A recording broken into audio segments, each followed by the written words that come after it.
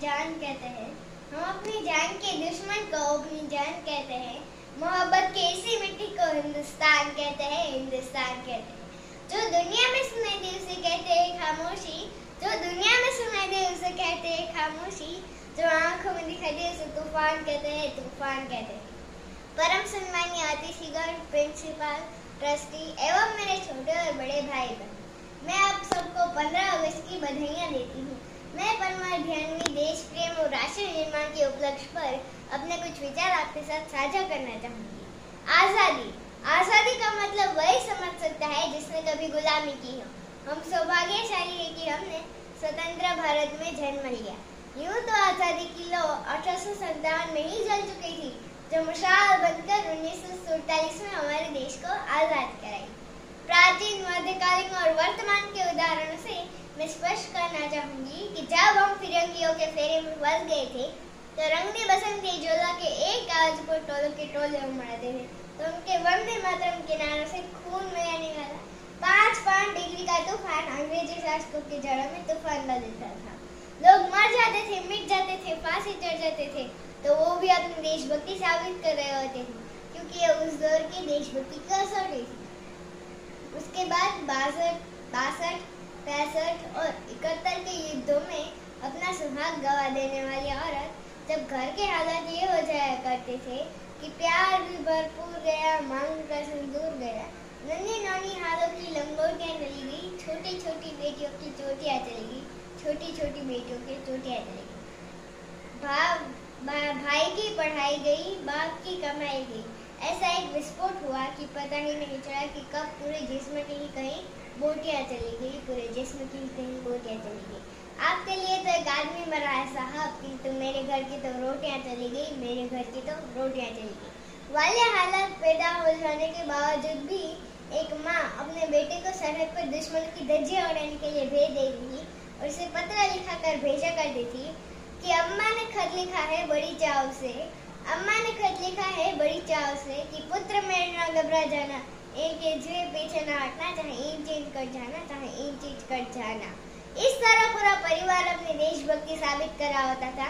तब देश बलिदान मांगता था, तब देश लड़ जाने को, मिट जाने को, फांसी चढ़ जाने को कहता था। किंतु आज देश लड़ जाने को, मिट जाने को, फांसी चढ़ जाने को नहीं कहता, बल्कि मेरे विचारों में अगर कोई व्यक्ति अपना काम पूरी ईमानदारी, मेहनत और लगन से करे तो वही सच्चा देशभक्त है। मैं नहीं मानती कि फेसबुक और व्हाट्सएप के डीपी को 3 रंग में रंगना ही देशभक्ति है।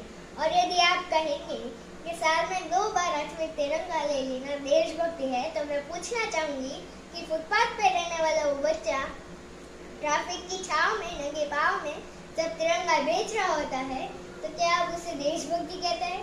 ये उसकी देशभक्ति नहीं, ये उसके पेट की भूख की शक्ति है जो उसे ऐसा करने को मजबूर कर देती है।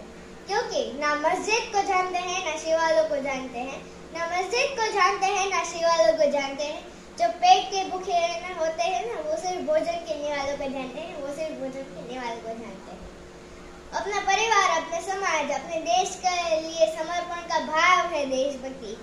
हर देशद्रोही के जीवन में आने वाला तूफान है देशभक्ति।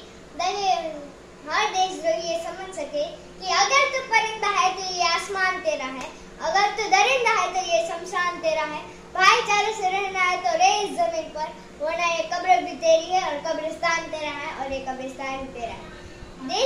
लेकिन एक देशद्रोही से ज्यादा देशभक्ति तब बात होती है जब एक बेटा अपने बूढ़े माँ बाप को वृद्धाश्रम की चौखट पे छोड़ाता है। तोरा उठती है वो देशभक्ति जब मुसीबत में फंसे लोगों की जान बचाने से ज्यादा हम सेल्फी लेकर अपने लाइफ बढ़ाने में लेते हैं। आजकल के वो युवा जिनके ऊपर जिम्मेदारी थी अपने देश, अपने समाज, अपने राष्ट्र की आशाओं को बांधे रखने की, वही युवा 4x4 इंच की छोटी सी स्क्रीन पर अपनी कोमल अंगुलियों के घर्षण मात्रा से अपनी भावनाओं की इमोजी भेज रहा है। और मैं बता दूं, महिला सुरक्षा के मामले में हम आज भी 4थे नंबर पे आते हैं। हम ना एक ऐसे समाज में जीते हैं जहाँ पत्थर की मूर्त को लगते हैं छप्पन भोग और भूखे नंगे तड़पते सो जाते हैं लोग, भूखे नंगे तड़पते सो जाते हैं लोग। मजदूर को मजदूर समझिए, मजबूर नहीं। गरीब को काम दीजिए, दान नहीं। और अगर दान देने की इच्छुक है तो जीते जी रखता दान दीजिए और मरने के बाद अंगदान देकर किसी मरते हुए को जीवन दान दीजिए। यही सत्य देशभक्ति और यही सत्य राष्ट्र प्रेम है। ना सरकार मेरी है ना रब मेरा है, ना सरकार मेरी है ना रब मेरा है, और ना ही ये बड़ा सा नाम मेरा है।